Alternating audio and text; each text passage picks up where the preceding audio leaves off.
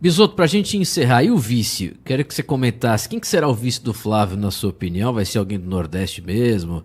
Acho que o Ciro Nogueira já foi descartado. E o vice do Renan? Você tem informação aí, se quiser falar pra gente? O vice do Flávio Timóteo teve uma coisa muito engraçada que rolou de bastidor aí. Quem tá tocando toda a campanha do Flávio Bolsonaro é o senador Rogério Marinho. Ele é o coordenador, ele assumiu a parte política, ele assumiu os palanques regionais. E dizem, pessoas que conhecem os bastidores me falaram que o senador Rogério Marinho não é notório pela finesse, assim, pelo bom trato, pelo respeito com as pessoas. Como nós dizemos aqui no interior de Santa Catarina, tem um ditado popular que nós usamos, Timóteo, que é grosso que nem dedo destroncado.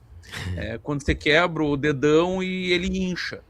E dizem que o Rogério Marinho é assim. Aí, o Rogério teria encomendado uma pesquisa em Minas Gerais para entender o tamanho de Romeu Zema em Minas Gerais, e o resultado foi muito ruim para Romeu Zema. Muito ruim. E aí o Rogério Marinho teria marcado uma conversa com o Romeu Zema, um almoço, em que ele falou isso para o Romeu Zema de modo bastante indelicado. E o Zema saiu desse almoço muito, muito brabo, decidido a levar a candidatura até o fim, mesmo com o Novo não querendo, porque o Novo hoje, a imensa maioria do partido é um tipo de bolsonarismo ilustrado, é uma galera que sabe usar garfo e faca, sabe se comportar. Gerou uma crise do tamanho do mundo. E por que gerou uma crise do tamanho do mundo? Porque o Rogério Marinho esqueceu que não tem vice sobrando. Você menciona o senador Ciro Nogueira. O senador Ciro Nogueira adoraria ser vice do Flávio, é um sonho dele. Por que o Ciro Nogueira não vai ser vice? Porque a Federação União Progressista é um balaio de gato, eles não conseguem chegar a um acordo. O que a União defende aí no Nordeste é uma coisa, o que defende no Centro-Oeste é outra, o que Perfeito. defende aqui no Sul é outro. O progressista é a mesma coisa. O progressista do Ciro Nogueira no Piauí, na base, é essencialmente lulista. Aqui no Sul, o progressista é bolsonarista. Então, é um saco de gato que não chega a um acordo. Então, o Flávio sabe que o vice não virá daí. Então, Tereza Cristina também, que seria outro sonho. Ah, mulher conservadora, agronegócio. Não vai rolar. Dizem, me falaram, que o Valdemar entrou a pedido do Flávio depois desse episódio do Rogério Marinho. O Valdemar tem conversado com o Zema porque o Flávio ainda cogita o Zema como vice. Eu acho que, dado o cenário, pela falta de opções, ou será o Zema ou nós veremos uma chapa pura, que seria um jeito do Flávio pacificar essa guerrinha interna do PL. Aí a vice seria a senadora Damares Alves, contempla Michele Bolsonaro, contempla a turma do Nicolas, contempla evangélicos, contempla muita coisa. Então eu acho que fica entre Zema e Damares. Sobre o vice do Renan, quem eu vejo hoje, aí nós temos que analisar também a acessibilidade. Não vamos achar vice fora, não vamos achar vice de partido médio, grande, essa galera não virá. Quem que nós temos de vice dentro dos quadros da missão com viabilidade? Um nome que me agrada muito é o do Coronel Busnello, do Rio de Janeiro. Tem cabelos brancos, tem formação, tem preparo, tem equilíbrio, traz a respeitabilidade da idade e é tratado como herói pela tropa. Hoje, me parece que é o melhor nome que a missão tem. Pode ser que surja outro, pode ser que surja alguma outra coisa até o período das convenções, mas hoje ele me parece o nome mais forte, mais viável, até porque entrega algumas pautas muito caras ao Renan, né? O Renan tem martelado muito nessa questão da segurança pública. Para que melhor do que ter um coronel do BOP na tua vice para implementar essa agenda? Devidas às proporções, Bisoto, esse vice do Renan que você falou seria como se fosse o José Alencar de 2002 do Lula? É mais ou menos isso, é mais ou menos isso. Inclusive, essa questão da idade pega. O Renan é jovem. 40 anos para um presidente da República é jovem. 41 o Renan tá. Aí quando você olha pro lado e vê, não, tem um senhorzinho ali de cabelo branco que já trocou tiro com vagabundo, que vai aparecer um monte de depoimento, Timóteo, na campanha de gente que foi socorrida por ele, salva por ele, Sensacional. libertada por ele. Aí as pessoas olham, não é um jovem maluco porque tem um senhor ali que garante. Se esse jovem for maluco demais, nós botamos esse senhorzinho na presidência e tiramos também o jovem. Dá uma segurança pro eleitor.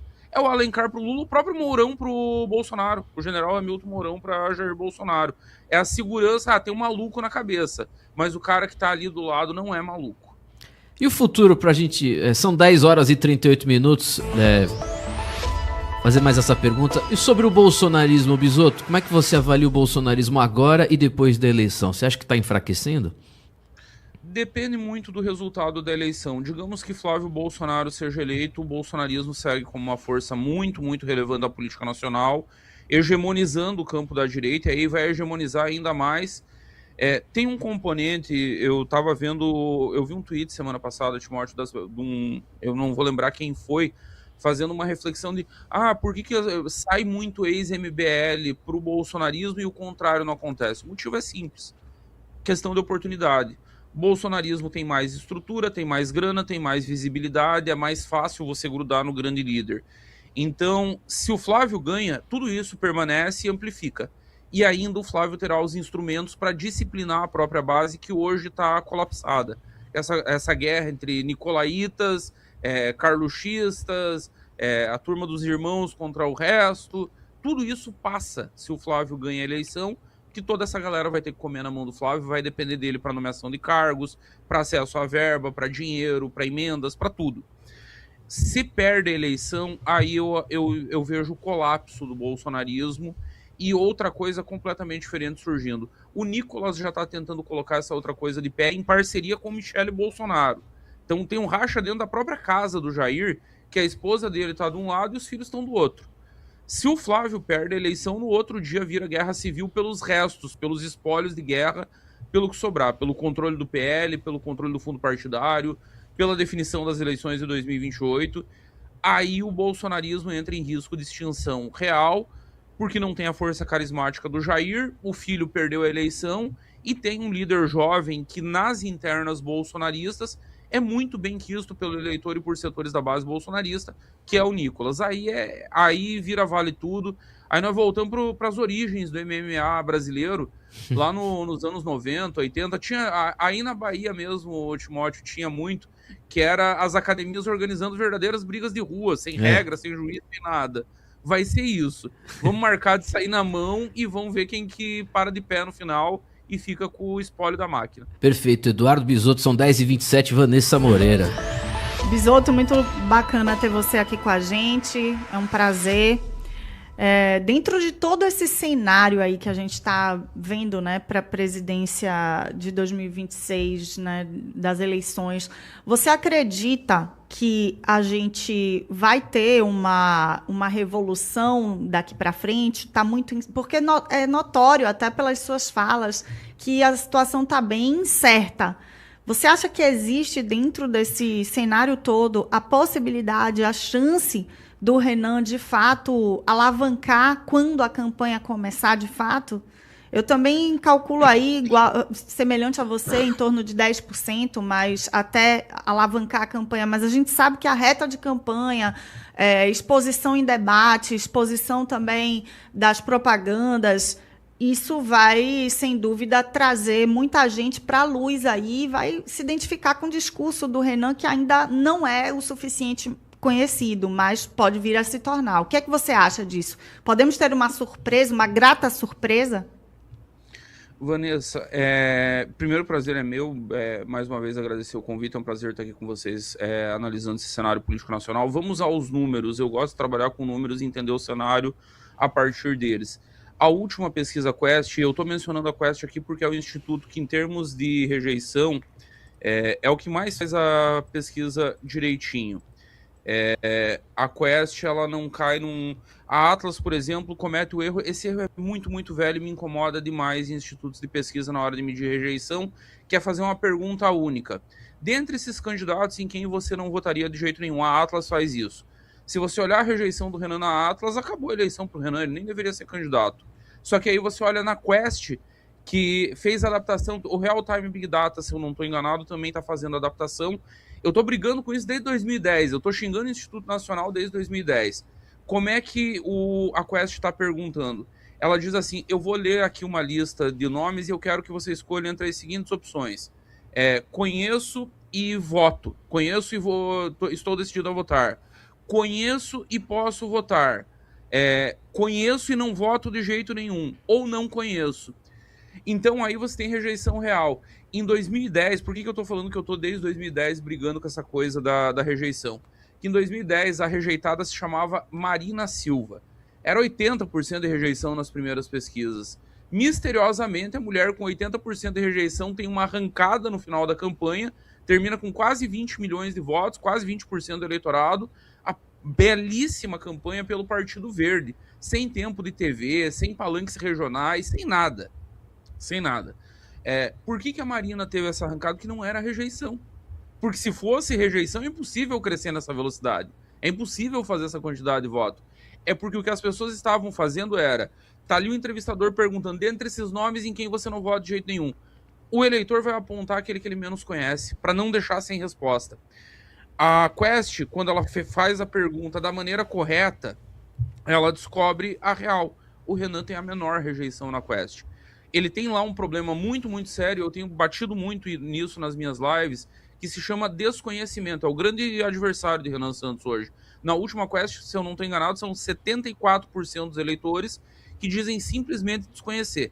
Só partindo disso e vendo que o Renan tem lá, acho que é 3 na Quest, é um negócio assim, 2,5, 3, dependendo do cenário.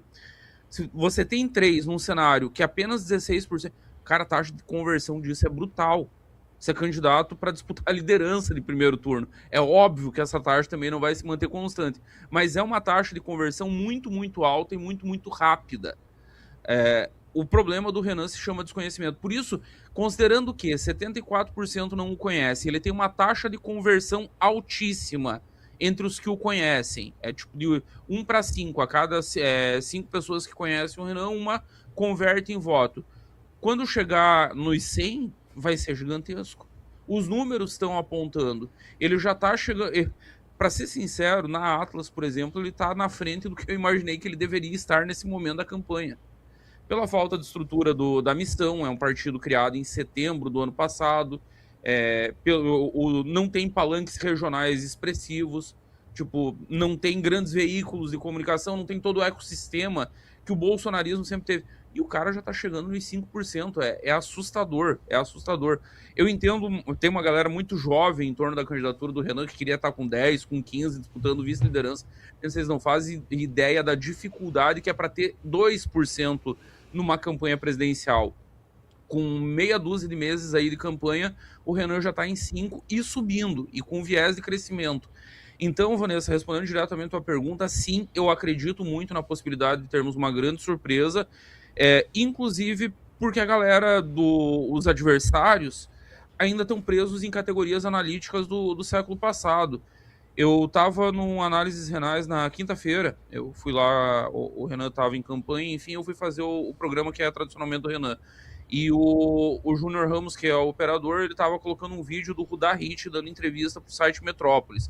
Rudá Hit é um cientista político do PT, sempre foi de esquerda, um dos fundadores do PT, é um pensador histórico do PT. E aí o cara tenta analisar o cenário presidencial e diz que o Renan não tem chance porque ele não tem grana, porque ele não tem fundo, porque ele não tem tempo de TV. Gente, o que o Bolsonaro tinha em 2018? O que Jair Bolsonaro tinha em 2018? Ele era candidato pelo PSL, ele aparecia 10 segundos no primeiro turno na TV, ele só tinha tempo de dizer eu sou Jair Bolsonaro, visite minhas redes sociais, e acabava o programa. E ele foi pro segundo turno liderando e ele ganhou a eleição. Esses caras pararam no tempo. Eles realmente acham que nós estamos vivendo no Brasil até 2014, que é a última eleição em que essas categorias importaram alguma coisa. 18 e 22 já não importaram em nenhuma das duas eleições.